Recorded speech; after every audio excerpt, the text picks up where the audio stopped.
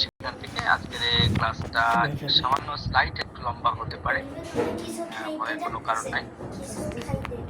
তো ইতিমধ্যে আমরা কয়েকটা পজিশন, যে যখনই একটা পেশেন্ট এরকম বৃদ্ধি নিয়ে আসে, যে যখন দেখা যায় স্টেডি ভাবে অ্যাগ্রাভেশন হইতেছে, খুবই পেশেন্ট কষ্ট পাচ্ছে, এরকম একটা সিচুয়েশন যখন স্টেডি অ্যাগ্রাভেশন হচ্ছে, একদম সিধা ভাবে বেড়ে যাচ্ছে সমস্ত কষ্ট, যেন মনে হচ্ছে সবকিছু আনকন্ট্রোল হয়ে যাচ্ছে, তখন ডাক্তারের ফিলিংস আসবে যে সবকিছু যেন নিয়ন্ত্রণের বাইরে চলে যাচ্ছে।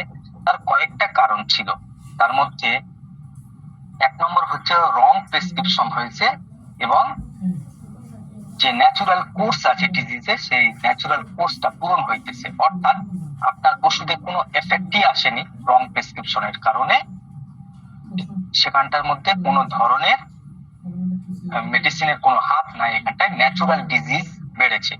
অর্থাৎ ধরেন একটা সিভিয়ার কন্ডিশনের হেপাটাইটিস এসছে কেস, তো হেপাটাইটিসের যে সমস্ত সিমটোলজি ফার্স্ট স্টেপে ছিল, মানে ফার্স্ট গ্রেডে ছিল, এখন সেকেন্ড গ্রেডে রান করতেছে, অর্থাৎ ডিজিজ তার গতিবিধি পরিষ্কার ভাবে বাড়তেছে এবং আপনার মেডিসিন এখানটায় কোনো এফেক্ট দেয়নি, এটা একটা হতে পারে। দ্বিতীয় নম্বর হচ্ছে ডিসকন্টিনিউয়েশন অফ অ্যালোপ্যাথিক ড্রাগস, অর্থাৎ উইথড্রল সিমটমস।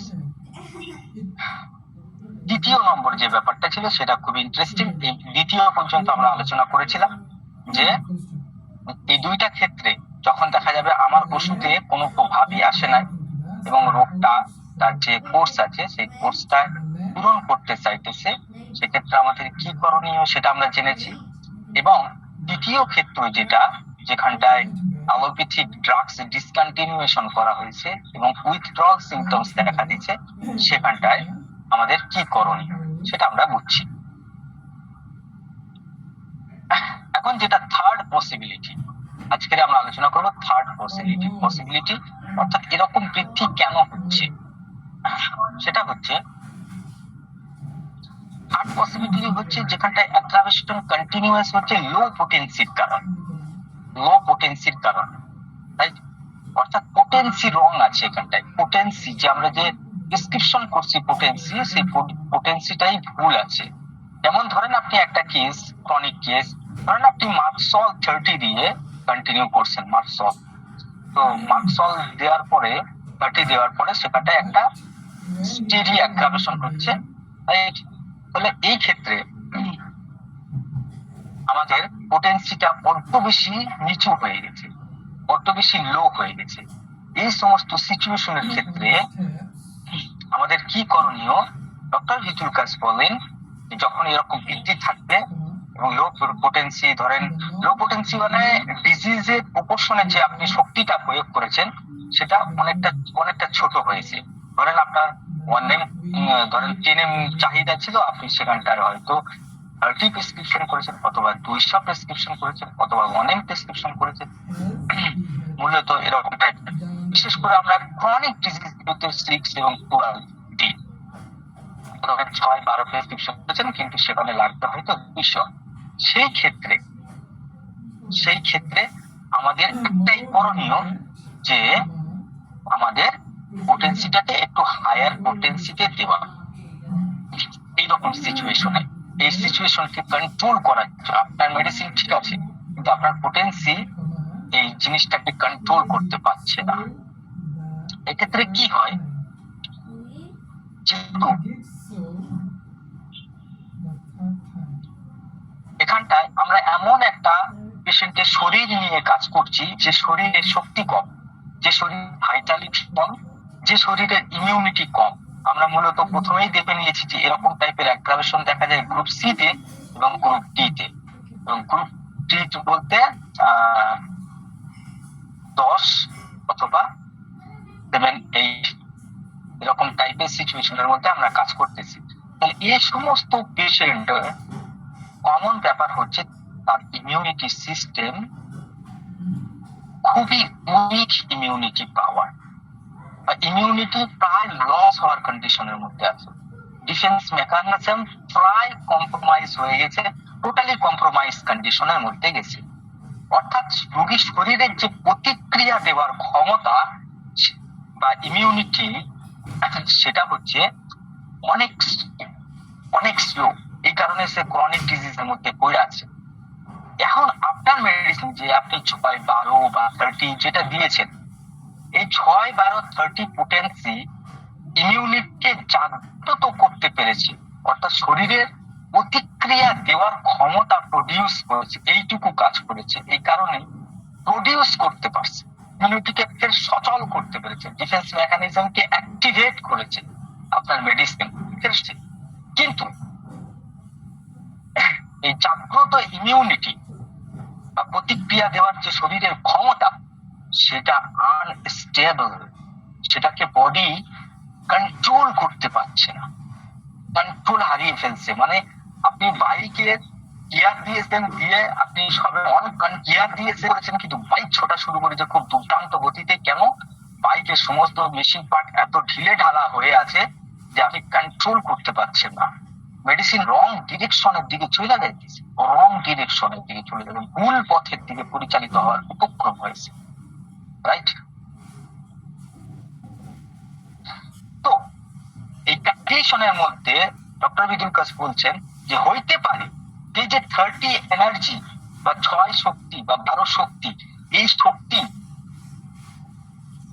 আপনার ইমিউনিটিকে জাগ্রত করতে পেরেছে, কিন্তু পুরো প্রসেসটাকে কন্ট্রোল করার জন্য, পুরো প্রসেসটাকে ডাউনে নিয়ে আসার জন্য আরো একটু এনার্জি দরকার আছে। যেটুকু এনার্জি আপনি বা স্টিমুলেশন যেটুকু আপনি ডিফেন্স মেকানিজমকে করতে পেরেছেন, তার থেকে বেশি ডিমান্ড আছে, তার আরো বেশি পাওয়ার লাগবে পুরো প্রসেসকে একদম স্মুথলি ভাবে রান করানোর জন্য। যারা এই উপরের দিকে যারা স্মুথ রান করানোর জন্য আরো একটু পোটেন্সি দরকার, আর একটু শক্তির দরকার, আর একটু স্ট্রং স্টিমুলেশন দরকার।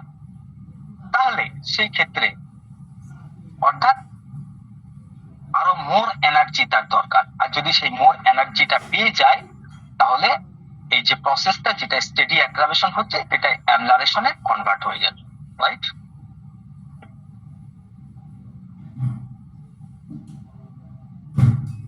যদি এই কন্ডিশনের মধ্যেও, তাহলে আমরা বুঝলাম যে এত কিছু আলোচনার মেন একটা ব্যাপার, সেটা হচ্ছে আমরা যদি পোটেন্সিও এখানটায় একটু ইনক্রিজ করে দেখতে পারি যে প্রসেসটা স্মুথ চলে কিনা, অ্যাগ্রাভেশনটা থেমে যায় কিনা, রাইট? আপনি দেখতেছেন তারপরেও আপনি এখানটায় 200 প্রেসক্রিপশন করার পরেও প্রসেস আস্তে আস্তে আরো যেন বাড়তেছে, মানে আরো অ্যাগ্রাভেশন হইতেছে, তাহলে সেক্ষেত্রে আপনার আর কিছু করণীয় নাই, আপনি অ্যালোপ্যাথিক ডাক্তারের কাছে রেফার করবেন এবং এই প্রসেসকে স্টপ করে দেবেন। কেননা রোগীর জীবন ডেঞ্জারাস কন্ডিশনের মধ্যে যেমন না পড়ে। তাহলে দ্বিতীয় নম্বর সলিউশন হচ্ছে increase the potency. Third solution এরকম ক্ষেত্রে যখন স্টেডি অ্যাগ্রাভেশন হয়, তাহলে ইনক্রিজ দ্য পোটেন্সি। এটা বুঝতে পেরেছেন থার্ড পয়েন্টটা? অর্থাৎ 30-200 স্টার্ট করার জন্য গাড়ির ফার্স্ট গিয়ারে, এবং 200 মানে এই ক্ষেত্রে মানে সাপোজ 6-12 ধরেন স্টার্টিং পয়েন্টের জন্য, এবং 30-200 হচ্ছে কি আরেকটু গাড়িটাকে স্মুথ করার জন্য বা অ্যাগ্রাভেশনটাকে আরেকটু স্লো করার জন্য। এর দ্বারাও হতে পারে যে আপনি আপনার প্রত্যাশিত সমাধানটা পেয়ে গেলেন। এই পর্যন্ত প্রত্যেকে বুঝতে পেরেছেন?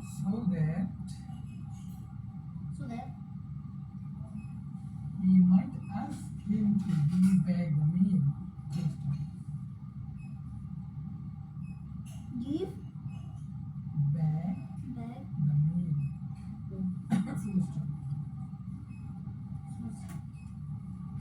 হ্যালো, শোনা যাচ্ছে? The way was long and he walked and walked. শোনা যাচ্ছে স্যার? জি স্যার, বোঝা গেছে।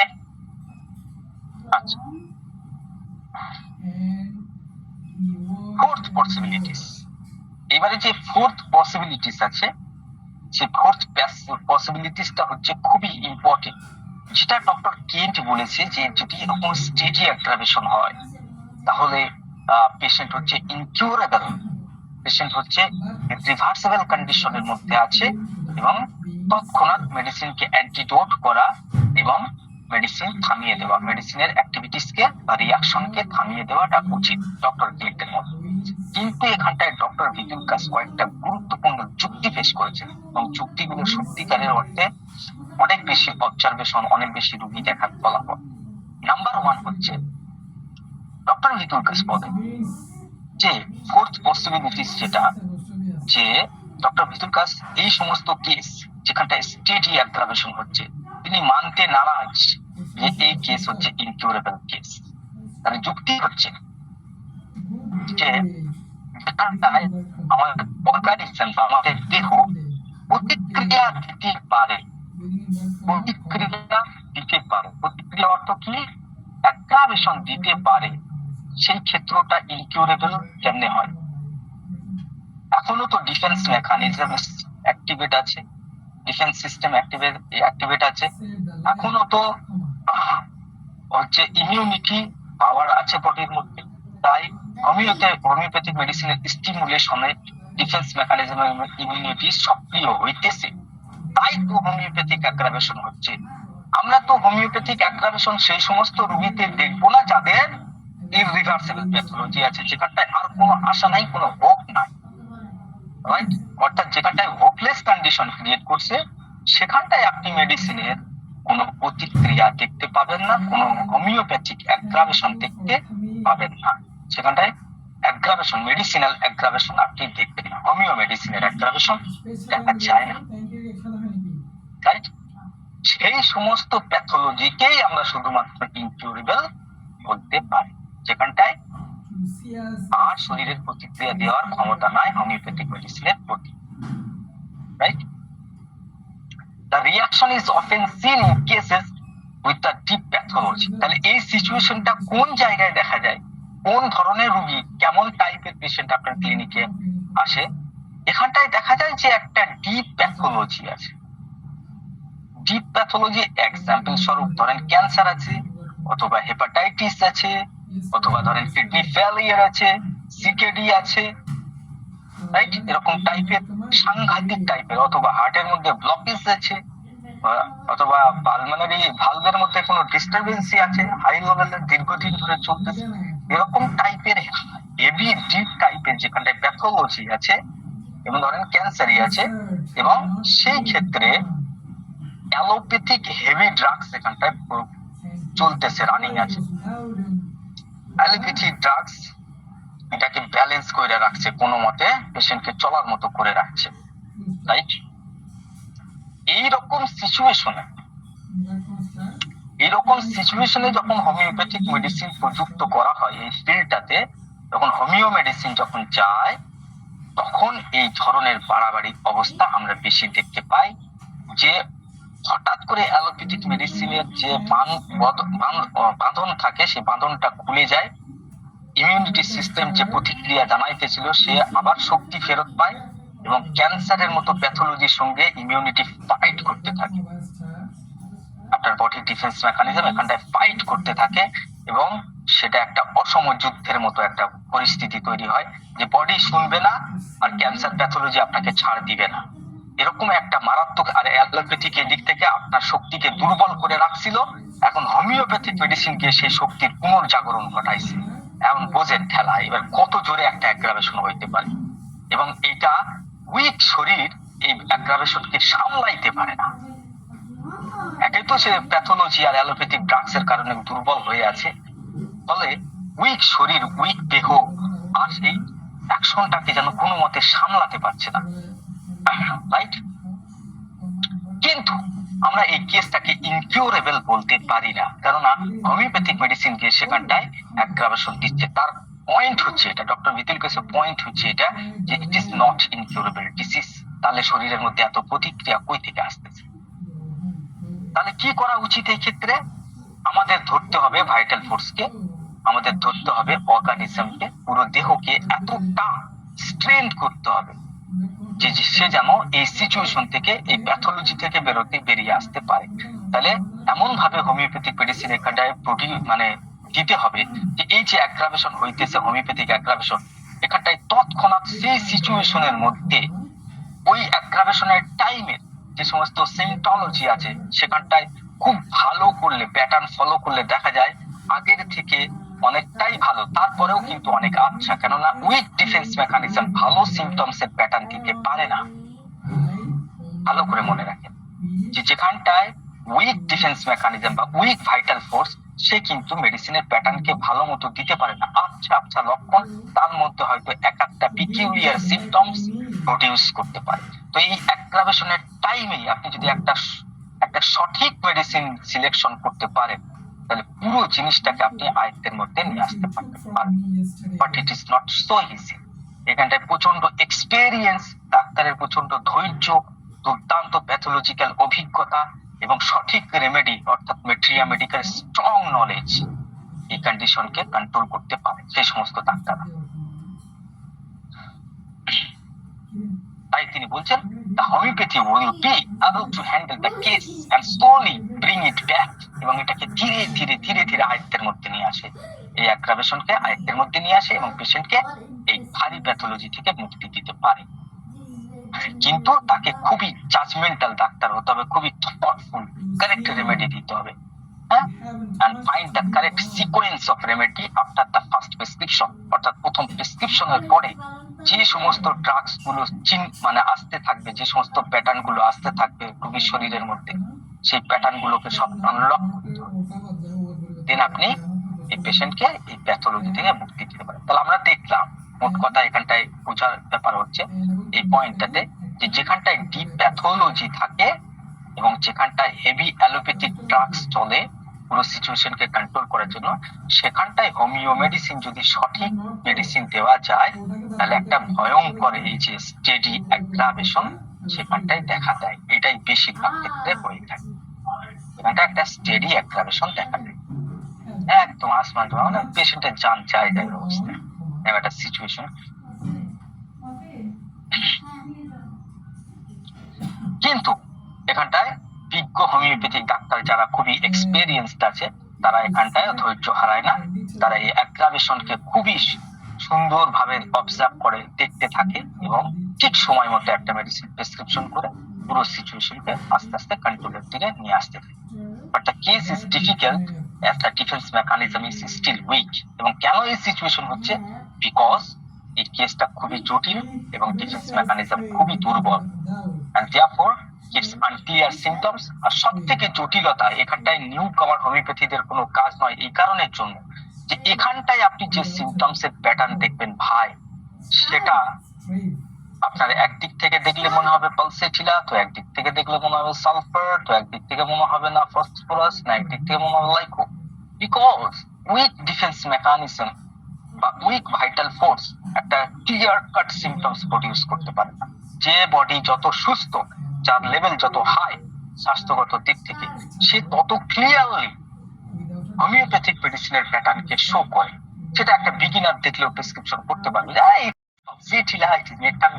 কিন্তু যেখানটায় হেলথের লেভেল লো, যেখানটায় ডিফেন্স মেকানিজম দুর্বল, যেখানে ভাইটাল ফোর্স প্রায় উইক, ক্রনিক ডিজিজ চলতেছে, রানিং হইতেছে বহুদিন ধরে, সেখানটায় আমরা মেডিসিনের প্যাটার্নকে সহজে বুঝতে পারি না। এখানটায় মাস্টার হোমিওপ্যাথিদের কাজ যে তারা একটা প্যাটার্ন, কয়েকটা অভিজ্ঞতা এবং intuition, strong medical sound knowledge, এই সমস্ত দ্বারা রেপার্টারি দক্ষতা, এগুলোর দ্বারা তারা ঠিক একটা মেডিসিনে পৌঁছতে পারে।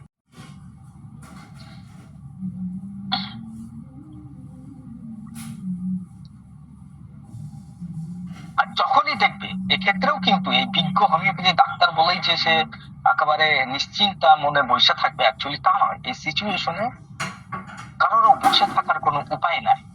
যখনই দেখবে যে না কেস ডিক্লাইন হচ্ছে, পেশেন্টের ভাইটাল ফোর্স এই যে অ্যাগ্রাভেশনকে সামাল দিতে গিয়ে যে হোমিওপ্যাথিক ফার্স্ট প্রেসক্রিপশনটা হয়েছিল, সেই অ্যাগ্রাভেশনটাকে সামাল দিতে গিয়ে পেশেন্ট আস্তে আস্তে দুর্বল থেকে দুর্বল হয়ে যাচ্ছে, সেই ক্ষেত্রে যখনই দেখবে না আমি বুঝতেছি না, মেডিসিনের প্যাটার্নও বুঝতেছি না, ধরতে পারছি না, বা প্রত্যাশিত রেজাল্টটা আসছে না, অ্যাগ্রাভেশনটা থামতেছে না, সেই কন্ডিশনে সে তড়িৎ গতিতে অ্যালোপ্যাথিক ডাক্তারের রেফার করবে। অ্যালোপ্যাথিক মেডিসিন এই প্রসেসকে বন্ধ করে দেবে। ফের আবার যখন অ্যালোপ্যাথিক মেডিসিন দিয়ে একটু স্টেবল হবে, ফের আবার হোমিওপ্যাথিক চালাইতে হবে। এইভাবে কয়েকটা স্টেপ নিতে নিতে দেখা যায় একটা সময় ইমিউনিটি বা বডির ডিফেন্স মেকানিজম বেশ শক্তিশালী হয়ে গিয়ে বডিকে স্টেবল রাখতে পারছে। তো এই ক্ষেত্রেতে বুঝতে হবে রেড ফ্ল্যাগ কোনগুলো। রেড ফ্ল্যাগ না বুঝলে এই কেসে যে কোনো মুহূর্তে অ্যাক্সিডেন্ট করতে পারে। তাই যখনই অ্যালার্ট সিস্টেম অ্যাক্টিভেট হবে যে না এই কন্ডিশন দেখা দিচ্ছে, তখন অ্যালোপ্যাথিক সাপোর্ট, অক্সিজেন, হেনোটান, স্যালাইন এগুলোর ব্যবস্থা রাখতে হবে। এবং যখনই দেখা যাবে যে না প্রসেস আমার হাতের বাইরে চলে যাচ্ছে, অ্যাগ্রাভেশন আমি কন্ট্রোল করতে পারছি না, তখনই অ্যালোপ্যাথিক শরণাপন্ন হবে। আবার যখন একটু স্টেবল হবে আবার মেডিসিন প্রয়োগ করতে হবে। ঠিক এরকম টাইপের একটা কেস আমি দেখেছিলাম একটা অ্যাজমা কেসের ক্ষেত্রে, অ্যাস্থমেটিক কমপ্লেক্স। তো অবশ্য অতটা সিরিয়াস কেস নয়, কিন্তু এই অ্যাজমার কেসে মানে আমি ভালো মতন নাকানি সোবানি খাইছি। এবং এই কেসটা যে কিরকম টাইপের কেস ছিল আমার সারা জীবন মনে থাকবে। এই পেশেন্টের প্রথমে ওষুধ দেওয়ার পরে একটু ভালো, সেকেন্ড ওষুধ দেওয়ার পর স্টেডি অ্যাগ্রাভেশন, এত কষ্ট পেশেন্টের বেড়ে গেছে, কন্ট্রোল করা যায় না। দেন আমি তাকে বললাম যে আপনি যে ইনহিলার নেন, সেই ইনহিলার নিয়ে নেন। ইনহিলার নেওয়ার পর ফের স্টেবল কন্ডিশন, ফের ওষুধ প্রয়োগ, ফের বাড়া, ফের ওষুধ প্রয়োগ, ফের বাড়া, ফের অ্যালোপ্যাথিক ইনহিলার। আর পেশেন্টকে তো কষ্টের মধ্যে রাখা যায় না, এত কষ্ট কেমন সহ্য করবে দম যদি না নিতে পারে। এইভাবে কয়েক দফা করার পরে আফটার অল লাস্ট মেডিসিন সম্ভবত মেডোরাইনাম 10 দিয়েছে। এই ওষুধ নেওয়ার পরে পেশেন্ট বলতেছে যে এই শীতকালে, মানে নেক্সট শীতকাল গেল, এই উইন্টার সিজনে আমাদের কারখানায়, গার্মেন্টস ফ্যাক্টরিতে যে কজনের অ্যাজমেটিক কন্ডিশন ছিল তাদের থেকে সব থেকে ভালো ছিলাম আমি। আমার এত ঠান্ডাতেও কোনো কমপ্লেন হয়নি, আল্লাহর রহমত, আল্লাহর কাছে। তো এই যে অ্যালোপ্যাথিক মেডিসিনের ইউজের ক্ষেত্রে আমরা সেই জায়গায় যেখানটায় এমার্জেন্সি সিচুয়েশন, যেখানটায় আমরা পরিস্থিতিকে কন্ট্রোলের মধ্যে নিয়ে আসতে পারছি না, আমাদের ল্যাকিংস হচ্ছে যতক্ষণ না আমরা সিমটমস এর প্যাটার্ন ঠিক মতো না বুঝতে পারছি ততক্ষণ পর্যন্ত আমরা পেশেন্টের মানে ততক্ষণ পর্যন্ত অনিশ্চয়তার মধ্যে থাকি। আমরা যখন একটা ভালো সিমটমস এর প্যাটার্ন বুঝতে পেরে যাই, যখনই আমার মেডোরাইনাম পরবর্তী ধরেন এর আগে নেট্রাম সালফ ছিল, নেট্রাম সালফের পরে যখনই মেডোরাইনামের ইন্ডিকেশন আসলো আর মেডোরাইনাম যখন প্রেসক্রিপশন হলো, তখন পেশেন্ট একদম স্টেবল কন্ডিশন। তো যতক্ষণ না এই মেডোরাইনাম আর এর মাঝখানে এখানটায় ধরেন আর্সেনিক ছিল, আর্সেনিকের পরে পরে ঠিক বাড়তেছে। তো যখনই এটা বোঝা গেল যে আচ্ছা এটা মেডোরাইনামের শেড আসতেছে, এগুলাও এই যে মেডিসিন গুলো এগুলো ফলস না, এগুলো একটার পর একটা সিকোয়েন্স মেডিসিন। প্রথমে আর্সেনিক গেছে, তারপরে নেট্রাম সালফ গেছে, তারপরে মেডোরাইনাম গেছে। যে প্রত্যেকটা জায়গায় সঠিকভাবে যখন প্লে করা হবে তখন আগের মেডিসিনটা এই মেডিসিনের থেকে এই মেডিসিনের প্যাটার্ন বেশি শো হবে। আর এই নেট্রাম সালফ পরবর্তীকালে মেডোরাইনামকে উদ্ভাসিত করেছে।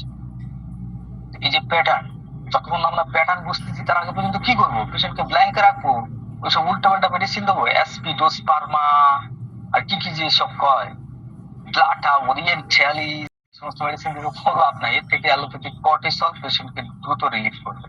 আমার সিস্টেম এখানটায় লক হয়ে গেল, ফের তো পেশেন্টের ভাইটাল ফোর্স আমাকে সিমটমস দিবে, এই সিমটমস দেখে আমি মেডোরাইনাম প্রেসক্রিপশন করব। So that is not impossible things, এগুলো আপনারা পারবেন।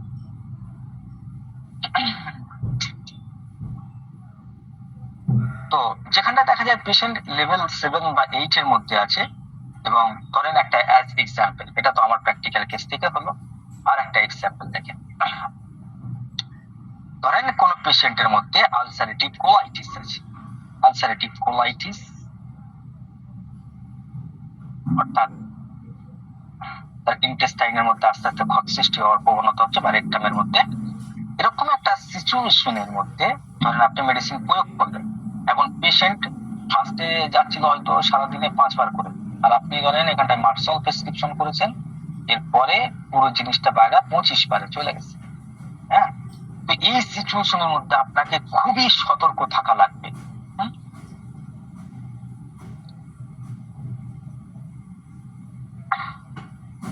কেন, এই ক্ষেত্রতে পেশেন্টের যথেষ্ট এনার্জি ড্রপ হয়ে যাবে, 1 নম্বর। দ্বিতীয় নম্বর হচ্ছে তার হচ্ছে কি জেনারেল স্টেট ডিক্লাইন হয়ে যাবে। হ্যাঁ, পেশেন্টের অ্যানেমিক কন্ডিশন চলে আসতে পারে, তার সাথে ব্লাডও যাচ্ছে। তো এখানটায় বি কেয়ারফুল, খুবই কেয়ারফুল থাকতে হবে। বিকজ এই অ্যাগ্রাভেশনের প্যাটার্নের মধ্যে, এই যে অ্যাগ্রাভেশনের প্যাটার্ন চলতেছে, এই প্যাটার্নের মধ্যেই একটা মেডিসিন শো হবে। হ্যাঁ, কেন হবে? কারণ হচ্ছে আপনি যে প্যাটার্নটার জন্য অপেক্ষা করে বসে আছেন যে আমি মার্কসল দিছি, এবার নেক্সট প্যাটার্ন আসবে, এই প্যাটার্ন কখন বেশি সুস্পষ্ট হয়? যখন পেশেন্ট অ্যাগ্রাভেশন অবস্থার মধ্যে থাকে, তার মানে তার ইমিউনিটি সিস্টেম বা তার ডিফেন্স মেকানিজম সিমটমস থ্রো করবে, বডিতে রিফ্লেক্ট করবে। এই সময়, এই যে বাড়াবাড়ির সময়টাতে আপনি বেশিরভাগ ক্ষেত্রে যারা বিজ্ঞ ডাক্তার আছে তারা একটা সঠিক নির্ধারণ, মার্কসলের পরে পরবর্তীকালে দেখা গেল আচ্ছা এখানটায় মার্কসলের পরে তো চায়না আসতেছে, রাইট? চায়নার একটা প্যাটার্ন শো করতেছে, দু একটা মেডিসিনে, দু একটা সিমটমস এর দ্বারা মেডিসিনে সুস্পষ্ট ভাবে ফুটে উঠবে। আমরা তখন সেকেন্ড রেমেডিটা অ্যাডমিনিস্ট্রেশন করব। তা কিন্তু ফার্স্ট রেমেডি যে মার্কসল দিচ্ছেন সেটা ভুল না, সেটা ফার্স্ট রেমেডি কি করছে, সে হচ্ছে সেকেন্ড রেমেডিটাকে ক্লিয়ার করছে। কিন্তু এক্ষেত্রে সতর্ক থাকা লাগবে, যদি আপনি না বুঝেন তাহলে অ্যালোপ্যাথিক দিয়ে প্রসেসকে স্টপ করে দেন। But if a patient with ulcerative colitis is also suffering, এবার কিছু কিছু ক্ষেত্রে আপনি দেখবেন যে আলসারেটিভ কোলাইটিস এর সাথে যদি কোনো মেন্টাল প্যাথোলজি থাকে, মেন্টাল প্যাথোলজি যেমন লাইক ওসিডি কমপ্লেইন, বা কোনো হয়তো তীব্র একটা সুইসাইডাল টেন্ডেন্সি, এরকম ধরনের ব্যাপার স্যাপার গুলো যদি থাকে, অর্থাৎ যেখানে সাইকোলজিক্যাল ফ্যাক্টর আছে, সাইকোলজিক্যাল সিমটমস আছে, ধরেন অবসেসিভ ডিসঅর্ডার আছে, তাহলে এই ক্ষেত্রে এই যে কেস, এই কেস কিন্তু খুবই হার্ড কেস। এই সমস্ত কেসে খুবই হার্ড, মানে খুবই শক্ত, কারণ এখানে প্যাটার্ন আরো বেশি আবছা আবছা টাইপের। আর এই পেশেন্টের মানে ভাইটাল এনার্জি আরো বেশি ভাবে খারাপ হয়েছে, যেখানটায় সাইকোলজিক্যালের সাথে প্যাথোলজি, বডির ভয়ঙ্কর প্যাথোলজি থাকে, সেখানটায় সিচুয়েশন কিন্তু আরো খারাপ।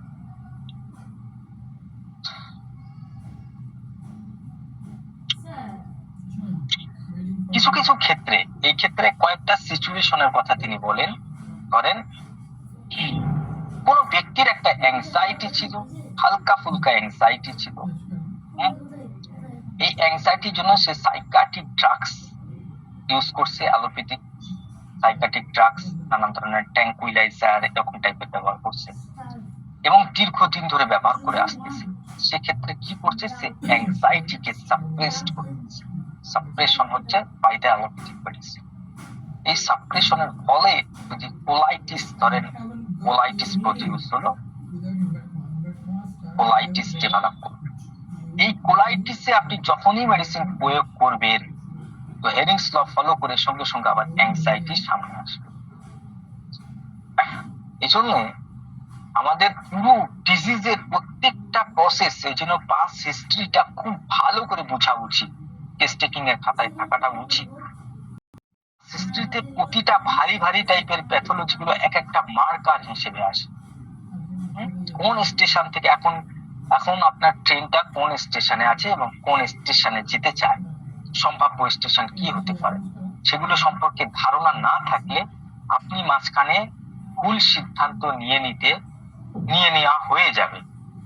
তখন যে কেউ একটা নিউ কামার্স বা যারা নতুন হোমিওপ্যাথি ডাক্তার, তারপরে আরে বাপরে বাপরে, আমি তো আমাশা রোগের কোলাইটিসের জন্য আমি ওষুধ দিলাম, এখন মেন্টাল সিমটমস ডেভেলপ করছে, ইট ইজ ভেরি গুড, সঙ্গে সঙ্গে মেডিসিন বন্ধ, আর কত কি খাইনি শুরু করবে, মনে করবে মেডিসিনটা ন। কিন্তু যদি পাস হিস্ট্রিটা ক্লিয়ার থাকতো তাহলে এই ডাক্তার ঠিক মতো বুঝতে পারতো পাস হিস্ট্রিতে শুধুমাত্র কি রোগ হয়েছিল তা নয়, সেখানে কি ধরনের মেডিসিনও চলছে সেটাও বোঝার দরকার।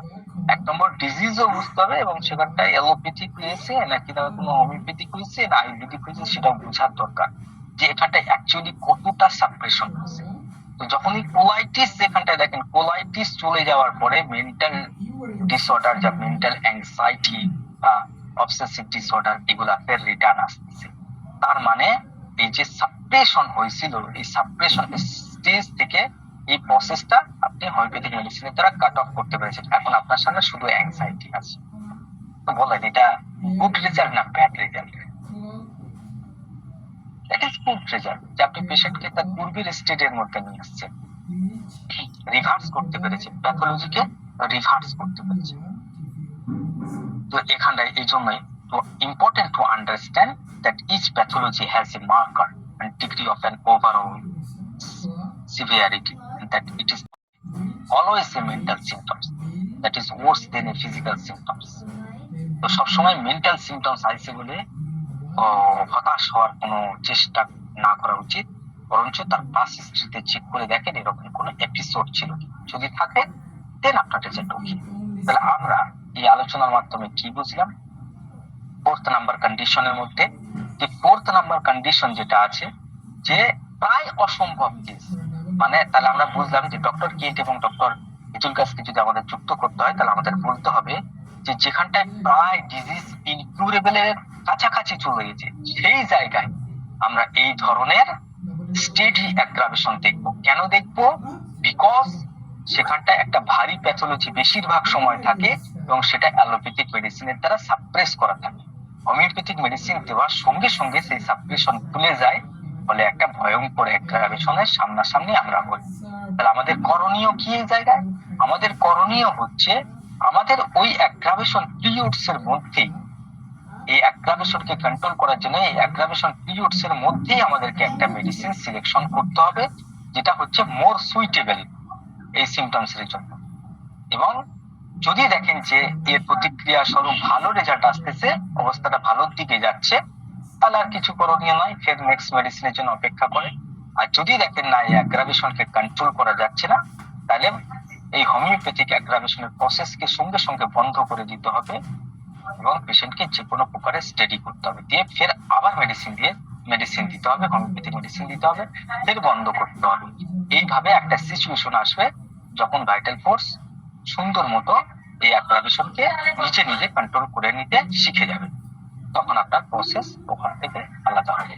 অর্থাৎ যেটা আমরা গ্রুপ সি তে দেখি যে ভয়ঙ্কর অ্যাগ্রাভেশন হয়, কোনো ধরনের অ্যাকিউট টাইপের অ্যাগ্রাভেশন আসে, হ্যাঁ, পেশেন্টের মৃত্যু পর্যন্ত, ডেথ পর্যন্ত হয়ে যেতে পারে। যদি কন্ট্রোল করা সম্ভব হয় মেডিসিনের দ্বারা করেন, আর যদি কন্ট্রোল করা মনে হয় অসম্ভব তাহলে অ্যালোপ্যাথিক ওষুধ বা অন্য ট্রিটমেন্টের দ্বারা প্রসেসকে স্টপ করেন, আবার কিছুদিন পরে চালু করেন, আবার স্টপ করেন, এইভাবেই চলতে থাকবে যতক্ষণ না এমন একটা অ্যাগ্রাভেশন আসে যেটা নিজের শরীর অর্থাৎ পেশেন্টের নিজের দেহ সেটাকে নিজে কন্ট্রোল করে নিচ্ছে আর অতটা বাড়াবাড়িতে যাচ্ছে না।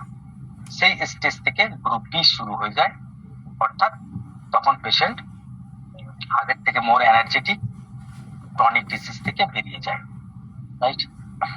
তো এটা ছিল লেভেল অফ হেলথ এর আলোচনা, যে বি থেকে সি তে কেমন ভাবে যায়, প্রতিটা স্টেজে কনভার্ট করার সময় কি ধরনের সিমটোলজি আসে, আমরা হেলথের লেভেল কিভাবে বুঝবো, পেশেন্টের মধ্যে কিভাবে হেলথের লেভেল অনুযায়ী পোটেন্সি কেমন ভাবে সিলেকশন করব, এই সংক্রান্ত ব্যাপারে আমাদের নেক্সট আর একটা ক্লাস বা একটা সিরিজ আসতে চলেছে। আগ্রহীদের আগে থাকতে আগাম আমন্ত্রণ জানানো হয়। আজকের যেটুকু আলোচনা হয়েছে এই পর্যন্তই, ঠিক আছে? তাহলে আমরা মোট 4টে সিচুয়েশন দেখলাম এবং 4টে সিচুয়েশনে আমাদের কি করণীয় বা কি প্রতিকারের ব্যবস্থা আমরা করব সেটা বিস্তারিত ভাবে আলোচনা। আমার লেকচার এখানটাই সমাপ্ত। এবারে ম্যাম কিছু বলে? ম্যাম আমার ক্লাস শেষ। জি থ্যাংক ইউ স্যার। সুন্দর ক্লাস। আচ্ছা, আজকের ক্লাস সম্পর্কে কারো কোনো প্রশ্ন আছে কিনা, কোথায় বুঝতে কোনো প্রবলেম হয়েছে কিনা একটু প্রশ্ন করেন।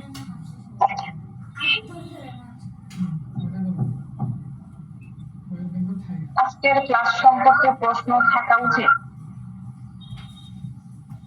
না থাকলে তো ভালো, তবে থাকাটা উচিত ছিল মনে হচ্ছে।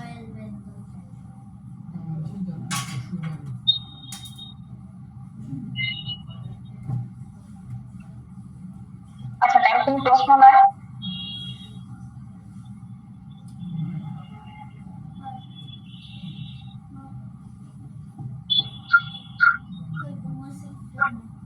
আচ্ছা স্যার, মনে হচ্ছে কারো কোনো প্রশ্ন নাই।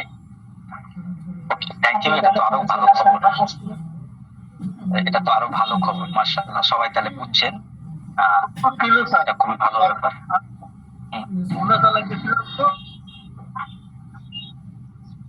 হ্যালো, জি জি।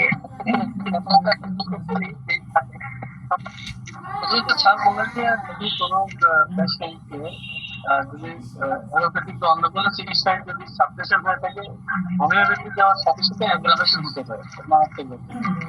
তো সেক্ষেত্রে আমরা হোমিওপ্যাথি স্যার বলতেছি যে আমরা মেডিসিন চেঞ্জ করতে পারবো।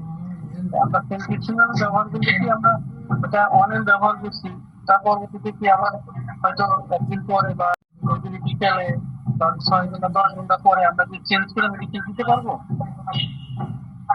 বা আমরা ওয়েট করবো কিনা যে আরেকটু দেখছি? না, এখানটায় তো পেশেন্টের যে ফলো আপ আসতেছে সেটা কিন্তু 1 মাস পরে আসছে, রাইট? এখানটায় কিন্তু খুব দ্রুত যে চেঞ্জ আপনি কেন করবেন আগে বোঝার চেষ্টা করেন যে আপনি মেডিসিনটাকে কেন চেঞ্জ করতে চান।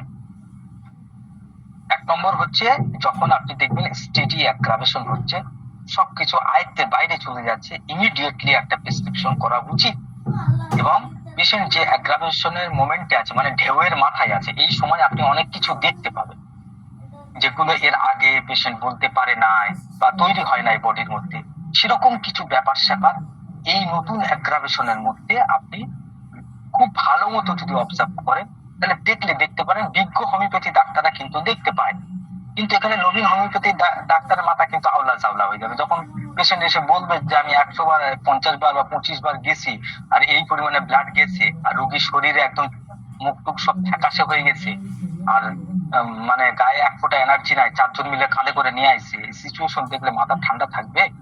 মাথা ঠান্ডা করে দেখতে হবে যে এই অ্যাগ্রাভেশনের মধ্যে আপনি কোনো কিছু বুঝছেন কিনা, কোনো মেডিসিনের প্যাটার্ন। যদি বুঝছেন তাহলে দিয়ে দেন, সমস্যা নাই, ঠিক আছে? আর যদি না বুঝেন তাহলে অ্যালোপ্যাথিক রেফার করেন। যদি বুঝতে পারবো নতুন একটা মেডিসিনের প্যাটার্ন চলে আসছে, সেই ক্ষেত্রে আমি বলতে পারি যে সেই ক্ষেত্রে আমি হুট করে একটা মেডিসিন চেঞ্জ করতে পারবো কিনা, 100% চেঞ্জ করবেন। প্রথম মেডিসিনের কাজ শেষ হয়েছে, প্রথম মেডিসিন আপনাকে শুধু স্টেডি অ্যাগ্রাভেশন দিচ্ছে, মানে আপনার শরীরে প্রতিক্রিয়াটাকে জাগাইছে মাত্র। এবার প্রতিক্রিয়া কন্ট্রোল করার মতো ক্ষমতা বডির নাই, ব্যাপারটা বুঝছেন? দ্বিতীয় মেডিসিনে আপনি দেখলেন আচ্ছা এই তো অনেকগুলো সিমটম বুঝতেছি, এখানটায় আমি তো দেখতেছি যে পেশেন্টের যখনই প্রতি সপ্তাহে সপ্তাহে একবার করে মানে বা ধরেন তার হচ্ছে রক্ত কাশ হচ্ছে এবং সেই কাশ খুবই উজ্জ্বল লাল বর্ণের এবং বার্নিং হচ্ছে, বুকের মধ্যে চেস্টের মধ্যে একটা বার্নিং সেন্সেশন হইতেছে এবং ঠান্ডা পানি সেই তীব্র ইচ্ছা আসতেছে, এরকম একটা সিচুয়েশন দেখলেন, দেন আপনি বুঝলেন হোয়াট ইজ দ্য মেডিসিনটা কি হবে আপনার হয়। এক্ষেত্রে কোনো অ্যান্টিডোট ব্যবহার করা লাগবে না, এটাই ফসফরাস। এই ক্ষেত্রে আপনি দেখতেছেন দ্যাট ইজ ফসফরাস। আচ্ছা, বার্নিং পেইন, কোল্ড ওয়াটারের ডিজায়ার, একদম উজ্জ্বল লাল রক্তবর্ণের কফের সাথে আসতেছে রক্ত, হেমোপ্টাসিস কন্ডিশন দেখলেন, ফসফরাস। আপনি ফসফরাস দিলেন, দেখলেন, বুঝলেন না এবার কমতেছে, ওকে। যদি দেখেন না ফসফরাস দিয়ে সেই আগেকার অবস্থা, তাহলে আপনাকে এবারে চিন্তা করতে হবে যে একটার পর একটা ট্রাই করার সুযোগ কিন্তু এখানটায় নাই। পেশেন্ট কিন্তু মৃত্যুর দুয়ারের দিকে যাইতেছে, so be careful.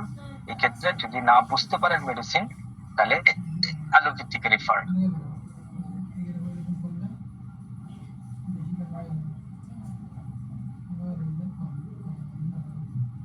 R allopathic medicine দিলে এমনি হোমিওপ্যাথিক প্রসেসটা স্টপ করে দেবে অলরেডি, অ্যান্টিডোটের কাজ তাই করে দেবে।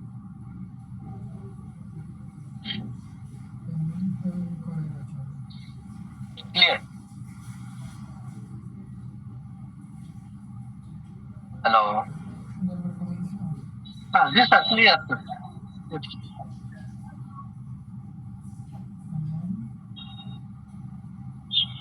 আচ্ছা, আপনাদের আর কারো কোনো প্রশ্ন আছে?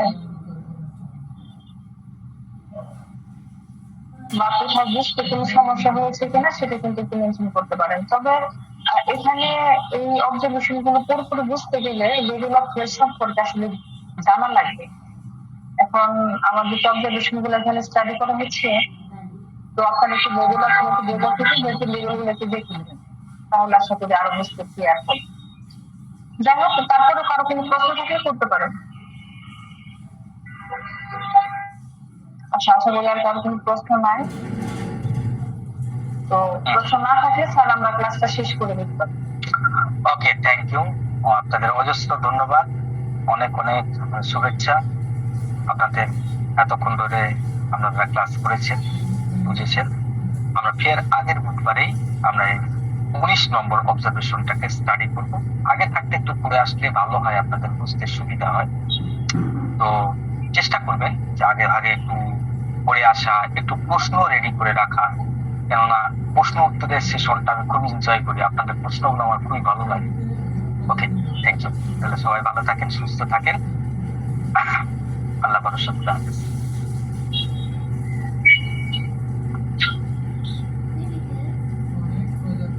আচ্ছা, তাহলে সবাইকে আমি শুভেচ্ছা জানাচ্ছি। প্রথমে অনেকক্ষণ লেট করার পর আপনারা সাথে ছিলেন, এর জন্য ধন্যবাদ। আর আমাদের নেক্সট বুধবারে তাহলে 19 নাম্বার অবজারভেশনটা এখানে পড়ানো হবে। তো আপনারা একটু স্টাডি করে আসতে পারেন।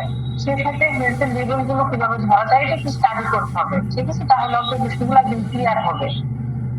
তো তারপরেও আমাদের যে গ্রুপ আছে, গ্রুপে কিন্তু নোটিশ দেওয়া আছে আমাদের নেক্সট সেশন চালু হচ্ছে, হেলথ লেভেল অফ হেলথটা ধরার সঠিক নিয়ম কিভাবে। ওখানে যারা আগ্রহী আছেন তারা আমাদের সাথে যোগাযোগ করবেন। সবাই ভালো থাকেন, সুস্থ থাকেন। আল্লাহ হাফেজ, আসসালামু আলাইকুম।